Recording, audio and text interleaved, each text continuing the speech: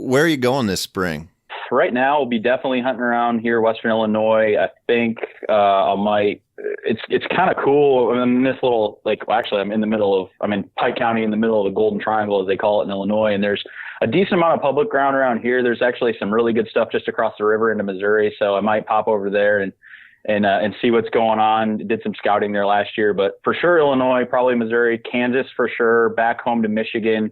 Those are for sure the spots, and then kind of we'll see. I try to leave a little bit open ended just in case something pops up, but that's what's on my docket for sure. Have you hunted northern Missouri yet? Not for turkeys, I have not. Yeah,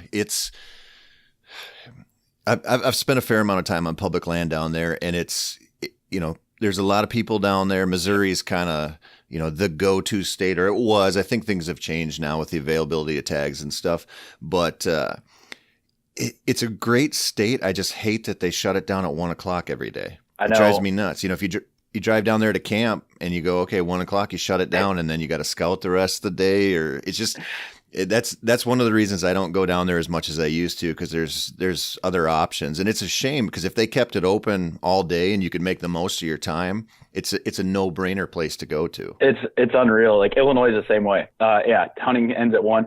And I actually thought somebody was messing with me the first time that I was experienced to it, because I'd either was for turkeys. I hunted all my life in Michigan, obviously. And then I went up to Kansas a lot too. And I mean, there's, you can hunt all day there as well. So it's kind of I literally was getting we were getting ready to strike up. We struck up a bird, didn't get him to work. The first time I ever hunted out of state that was a state that ended it afternoon hunting. And we heard a bird gobble a couple ridges over. And it was I don't know, probably 10 till 1 or so. And it was my buddy I was with was oh man, we'll go after it tomorrow. I'm like, what do you mean tomorrow? He's gobbling right now. Let's go. Let's go get it. And he's like, no, we got to be done hunting at 1. And we got into this kind of big argument about stop messing around. Let's go kill this bird. And sure enough, I made him look, show me the actual regulations in the book about where it says you can't hunt. And I was floored. I'd never heard of it. So I know it's kind of one of those struggles, but that's why we mix it up and go to other states where we can, right?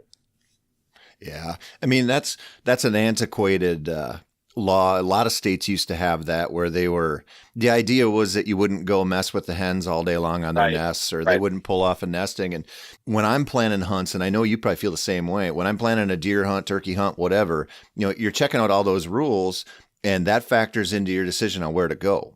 I mean, it's seasonal timing, what opportunities are available to you.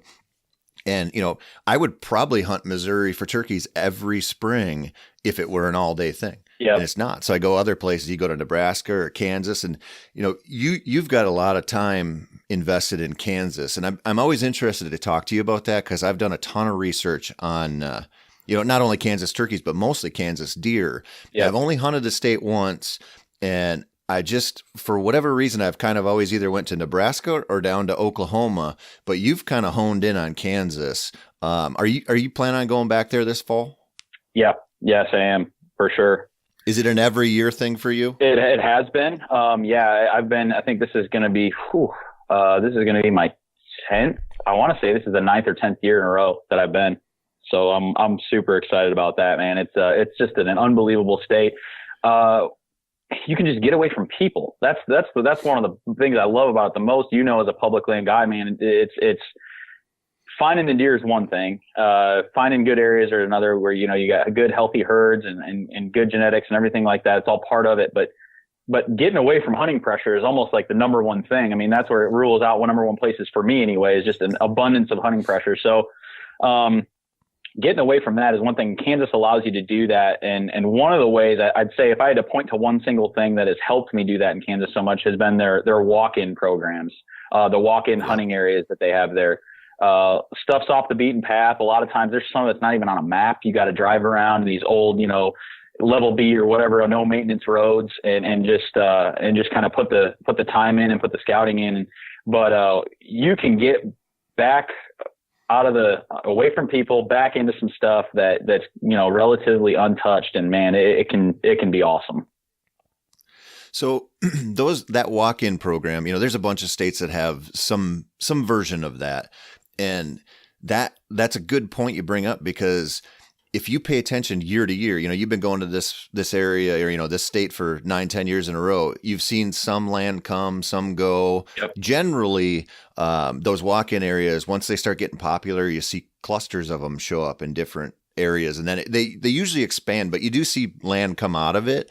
But that's something I tell people all the time. I'm like, just because there wasn't any good public land in your area last year, that doesn't mean something hasn't changed. Or, if you've got that old reliable spot in Kansas and you show up and there's a bunch of people there, you got to be current on what's actually available to you. And there's a bunch of resources out there. You can use Onyx, you can use the state game agencies or whatever. But that kind of land, I mean, I'm into that stuff too. That I don't know if it's partly psychological where you're like, oh, this was private, now it's open to the public, and it feels a little better. For sure. But it's good stuff. So when you talk about what you're looking for out there, because I look at whitetails different.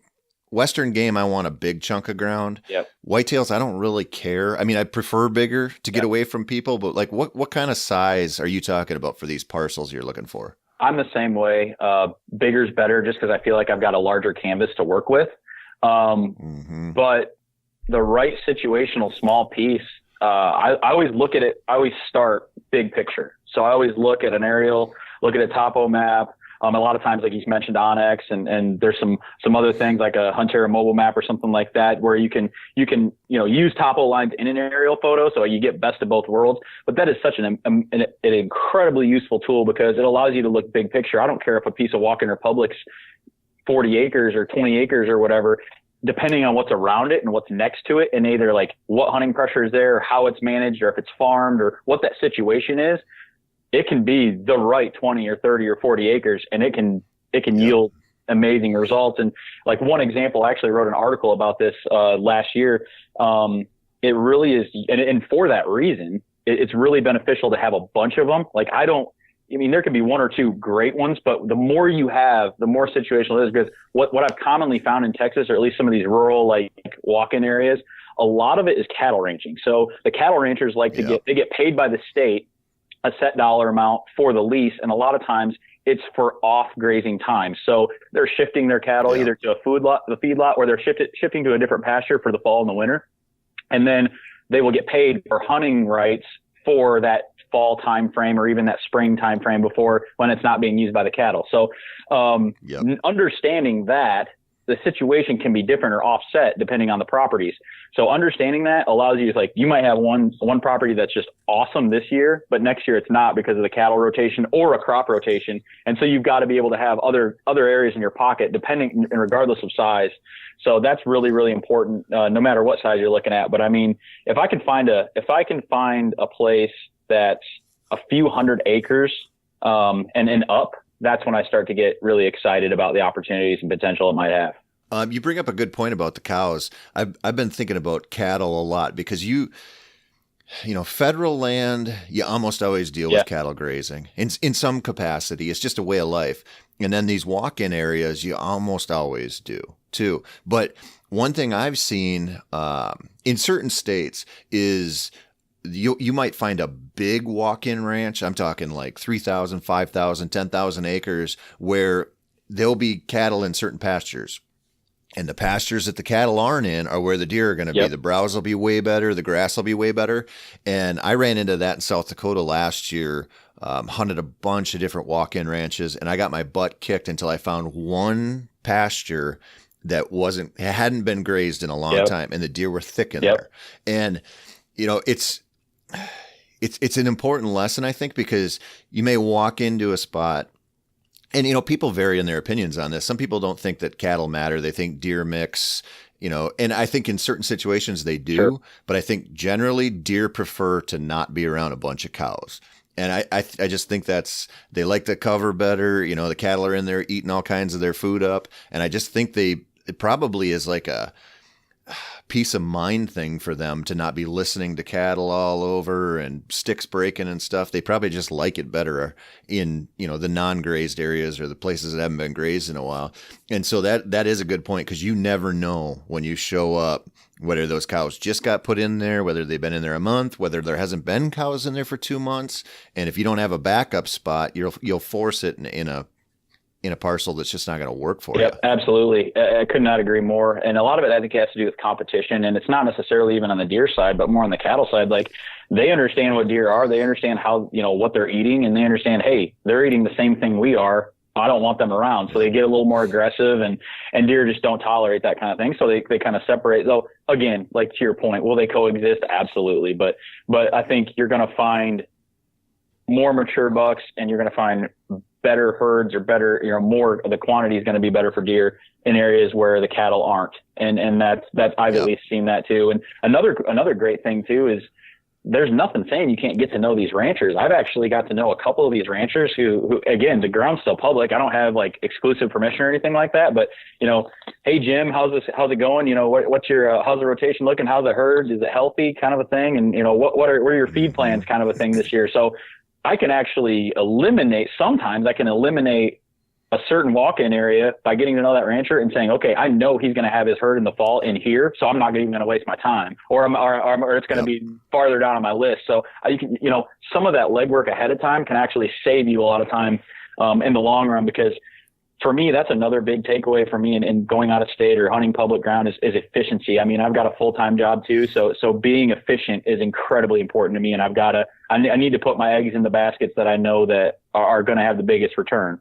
Yeah. That efficiency thing, it's a weird aspect of the hunt to deal with, because, a fair amount of hunters, they stay in one state and they say, okay, I got all this time, and you feel like you have all this time in the season, right? Oh, I'll just wait for the rut, or, I'll wait for Halloween and it'll get good. And it's like, there's this cushion when you travel, 8, 10, 12, 14 hours from home, you got a set window of time, 4 or 5 days or whatever.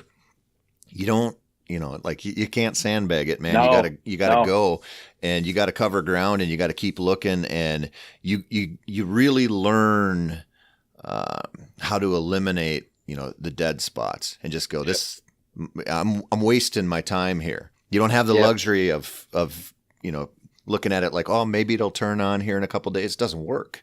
So you mentioned in Kansas that you can get away from the crowds, and I'm seeing this.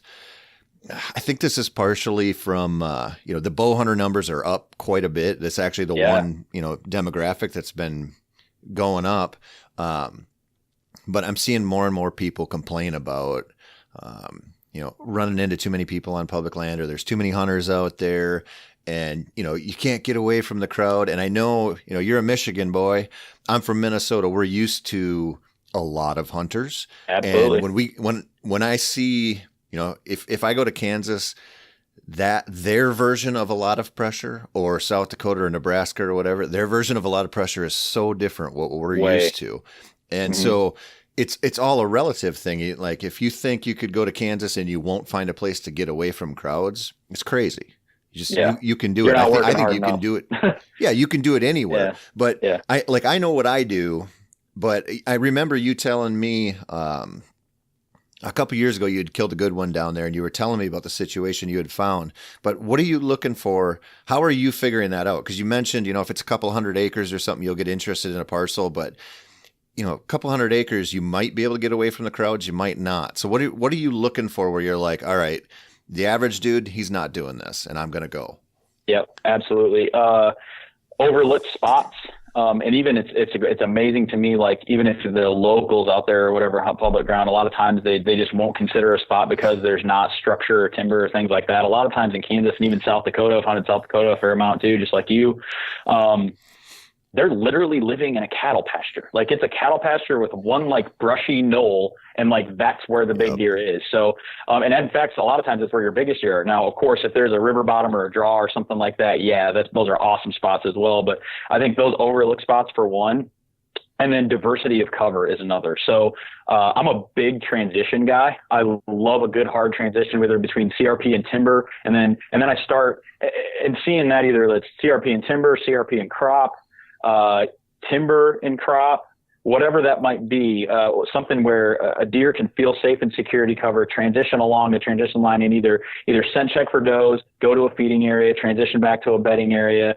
We could talk transitions all day long on the different types, but I look for that break in cover where I know that a mature buck can feel safe transitioning to and from, and what, depending on the time of the year and the phase of the season, what he might be doing there and how he might be using that area or that transition. That's number one. And then I start stacking like pros in like what might be an advantage or what might be another add-on. So again, if say you got a hard transition of a river bottom where there's a good thick brushy draw that transitions into some CRP. So you've got a good transition line there. Well, then maybe you add a creek or a river into that. So now you've got a water source.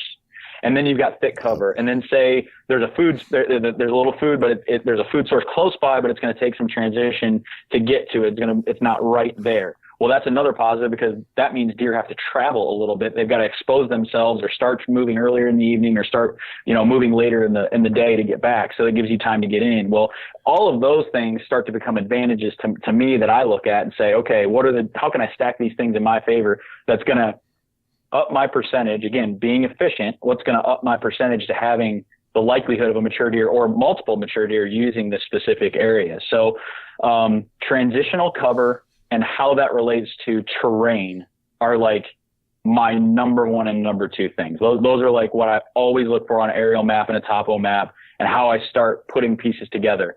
And then I'd say the third for my top three is access, how access relates to those situations, my in and out, for sure. So those are where I start, number one.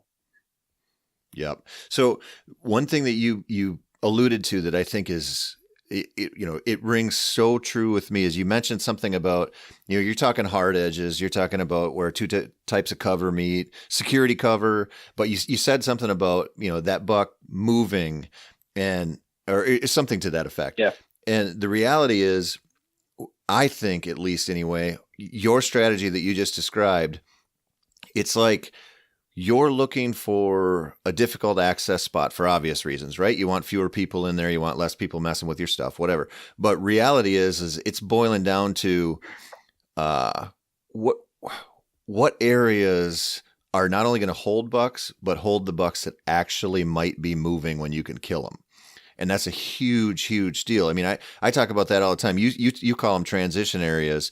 I make my living off of staging areas. It's basically the same thing. You're just starting with a hard edge type of deal, and then working that spot out to be better for you. But really, what you're talking about is the goal is just to find a place with huntable, killable bucks. You're working on finding an area, finding a spot where that deer feels comfortable moving in daylight, and all of this other stuff plays into it, right? Fewer people go in, that buck's more likely to be moving. You have security cover, you have the water. There's more things likely to get him up on his feet at a time when you can actually hunt him and kill him. It's so important. Absolutely. Again, it's efficiency. You're stacking. You're figuring out how to manipulate the situation so you have the best odds of meeting up with that buck in range. I mean, you're exactly right. And all the things that you spoke to as far as cover, moving, transitioning, water, I mean, all that stuff. I know you're a big water guy. Like you personally, you love water. That's one of the things you look for. And I agree with that 100%. I mean, it's because, and again, I guess maybe talking about water, it's like you've got two things really that play to your odds. If you really look at it, one, you've got a water source that deer need. Absolutely. Especially in the drier areas we're talking about, like South Dakota, Kansas, Nebraska, things like that. They have to water, but 9 times out of 10, I mean, not actually, it's 10 times out. I mean, 100% of the time, it's a terrain feature that will funnel deer. Yeah. That the way that body of water sits, it's a creek or a river or even a lake or a pond or whatever. They have to navigate or transition that in one way, shape, or form. And not only does it draw them in, but it will funnel movement. So you can use that to your advantage too.